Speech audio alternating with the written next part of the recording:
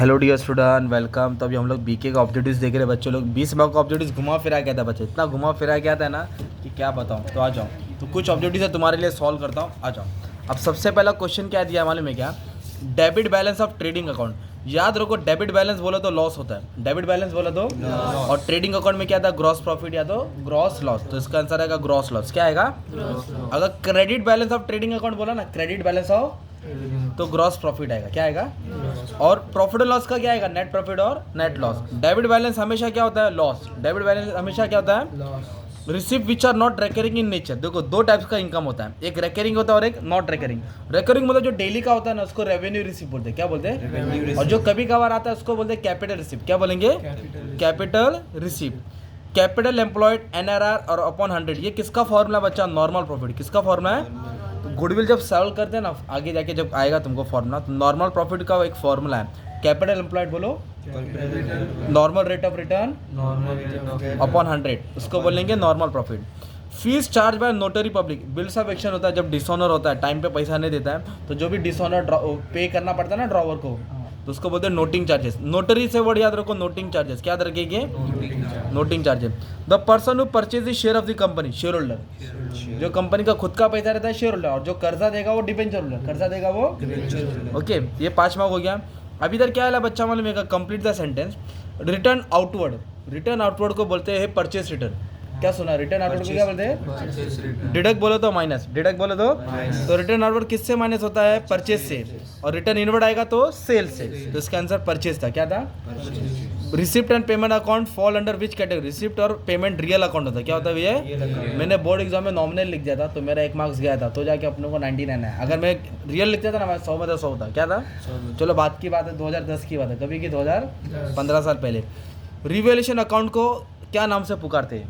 जैसे बोलते हैं मेरा बाबू मेरा सोना, है ना, वैसे रिवैल्यूएशन अकाउंट को बोलते हैं profit and loss adjustment account. क्या बोलते हैं भाई? तुम्हारी भाषा में याद करा, मतलब याद रहेगा तुमको, है ना। आजकल बच्चे ऐसे ही है। हाँ, तेरे को थोड़ी नाम मैंने थोड़ी लिया भाई, नाम नहीं लिया मैंने। आजा, अभी देख, बेनिफिट रेशियो, इधर आजा।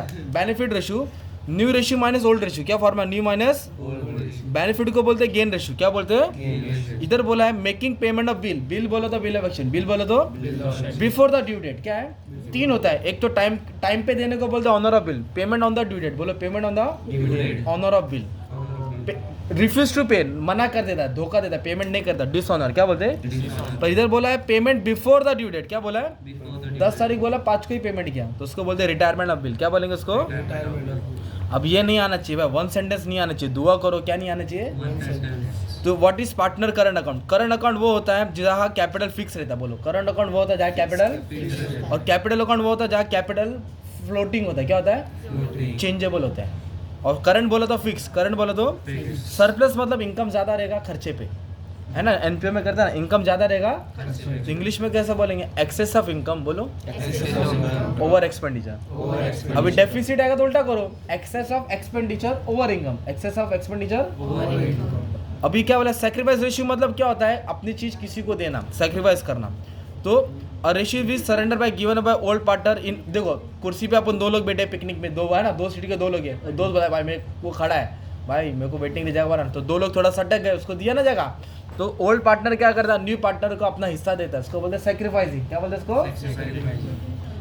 इधर बोला है इंसॉल्वेंट पार्टनर। सॉल्वेंट जो कर्जा देता है, जो कर्जा की अदायगी रखता है, जो हिम्मत रखता है अपना कर्जा चुकाने का। इंसॉल्वेंट उल्टा, जो इसके पास इतना पैसा नहीं है कि वो अपना कर्जा दे सके। A person whose liability is more than asset, जिसका कर्जा ज्यादा और एसेट कम है, is unable to make the payment, is not position to pay of his liability. वो पोजीशन में नहीं अपना कर्जा देने के लिए लायक, उसको बोलते हैं इंसॉल्वेंट। क्या बोलते हैं? तो फिर है फेरी में राजू, बाबूराव, श्याम, इंसॉल्वेंट होता है ना, पैसा रहता है क्या, लोग भाग जाते हैं। क्या हो जाते हैं? तिवारी, तोतला सेठ, तिवारी, नानजी भाई, कांजी भाई, है ना, सैमसंग का मोबाइल वाला, कबीरा स्पीकिंग, सब पीछे पड़ते हैं, क्योंकि पैसा रहता है क्या? नहीं।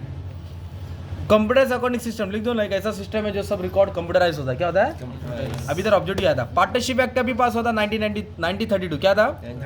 पार्टनरशिप एक्ट कभी पास हुआ था? कभी पास हुआ था? और एनपीओ क्या होता है? Service organisation. क्या है वो? प्रॉफिट के लिए चलता क्लब, स्कूल।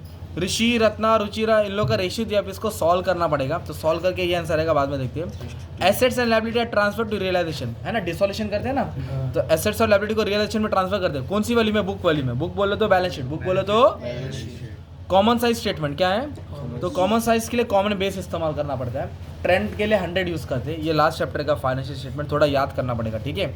ये तुम्हारा 20 मार्क का ऑब्जेक्टिव है। कितना है? और भी अलग अलग आएगा, वो भी हेल्प कर दूंगा, ठीक है। Thank you very much, all the best for your exam.